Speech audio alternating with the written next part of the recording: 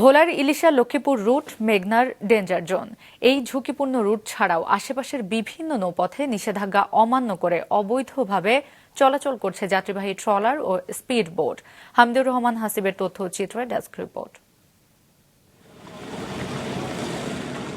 প্রতিবছর 15 মার্চ থেকে 15 অক্টোবর এই 7 মাস ভোলার ইলিশার মেঘনা নদী থেকে সাগর মোহনা পর্যন্ত নৌপথকে ডেঞ্জার জোন ঘোষণা করে নদী বন্দর কর্তৃপক্ষ। নিষেধাজ্ঞার এই সময়ে এই রুটে সি সার্ভে ছাড়া অন্য কোনো নৌযানে যাত্রী পরিবহন নিষিদ্ধ। কিন্তু নিষেধাজ্ঞা অমান্য করে ডেঞ্জার জোনে নিয়মিতই অবাধে চলছে বেশ কিছু অবৈধ ট্রলার ও স্পিডবোট।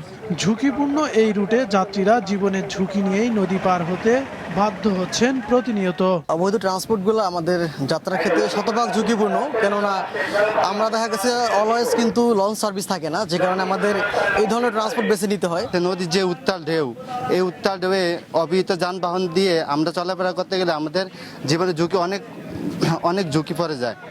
সরকারি ও বেসরকারি মিলিয়ে 4টি সি ট্রাক ও 2টি লঞ্চ ডেঞ্জার জোনে প্রতিদিন চলাচল করছে, তবে যাত্রী চাহিদার তুলনায় যা খুবই কম।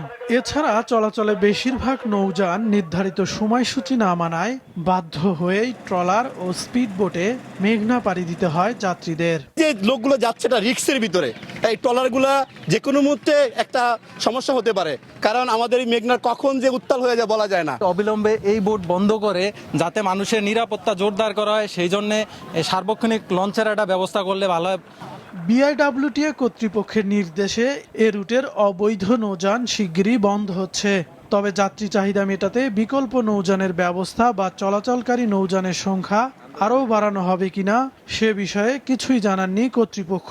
প্রশাসন, পুলিশ, নৌ পুলিশ, কোস্টগার্ড আমাদের বিআইডব্লিউটিএ সমন্বয় করে সুন্দর করে মনিটরিং করে এটা যদি ব্যবস্থা নেওয়া হয়, তাহলে আমার মনে হয় না যে এখানে আর কোনো চালাইতে পারবে। তারপরেও আমার টিএকে আমি বলছি, নির্দেশ দেওয়া আছে, আমাদের লোকজনকে দেওয়া আছে, নির্দেশ দেওয়া আছে যাতে ইলিশা থেকে মসজিদ হাটে যে অবৈধ নৌযান চলে এগুলো যাতে কঠোর মনিটরিংয়ের মধ্যে আওতায় নিয়ে এসে শাস্তিমূলক ব্যবস্থা গ্রহণ করার জন্য। এ রুটে আরও বেশি সংখ্যক নিরাপদ নৌযান চালুর দাবি স্থানীয়দের। মাছরাঙা নিউজ ডেস্ক।